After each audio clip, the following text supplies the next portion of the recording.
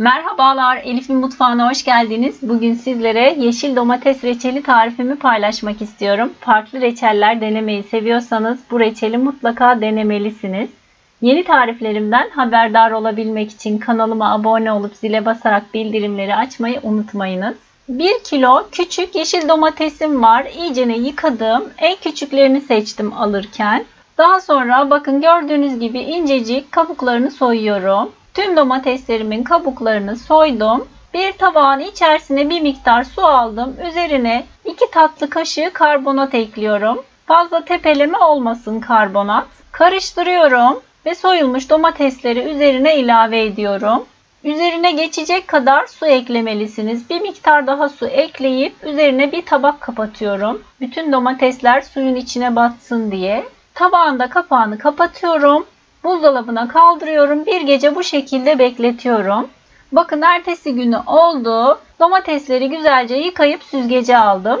Daha sonra bakın gördüğünüz gibi kürdanla domatesi birkaç yerinden delerek suyunu ve çekirdeklerini çıktığı kadar çıkarmaya çalışıyorum. Domatesin şeklini bozmadan. Bakın tüm domateslerin suyunu çıkardım. Yaklaşık bir kase kadar suyu çıktı. Suyunu kullanmıyorum tabii ki. Bir küçük kase badem, bir kase kadar çiğ bademi, tuzsuz olması gerekli. Bir tavanın içerisine alıyorum. Üzerine bir miktar su ekleyip 1-2 dakika kadar kaynatıyorum. Daha sonra süzgeci alıyorum. Bakın gördüğünüz gibi bademlerin kabuklarını soyuyorum. Tüm bademlerim hazır. Çekirdeklerini çıkarmış olduğum domateslerin içerisine deldiğim yerlerinden her birine birer badem yerleştiriyorum. Bir tencerenin içerisine 3,5 su bardağı toz şekeri alıyorum. Üzerine 3,5 su bardağı su ekliyorum. 6-7 adet karanfil ekleyip ara ara karıştırıp kaynama noktasına gelmesini bekliyorum. Daha sonra bir silme çay kaşığı tereyağı ekliyorum. Bakın şerbetim kaynamaya başladı. Hazırlamış olduğum domatesleri içerisine ilave ediyorum. Kalan bademleri de üzerine ekliyorum. Tekrar reçelimin kaynama noktasına gelmesini bekliyorum. Bakın kaynamaya başladı. Ocağın altını kısıyorum ama kaynama noktasında olacak şekilde.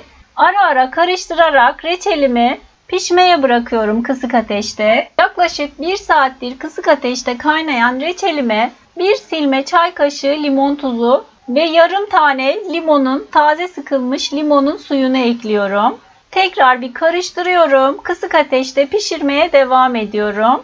Reçelim daha kıvam almamış. Bir miktar daha pişmesi gerekli. Reçelin kıvamına bakmak için bir tabağa bir miktar suyundan aldım ve derin dondurucuda soğuttum. Kıvamına bakıyorum. Kıvamı olmuş. Sıcak olduğu için size sulu gibi gelebilir. Şimdi reçelimin üzerinde oluşan köpükleri almak için yaklaşık 2 dakika kadar ocağın altını açıyorum.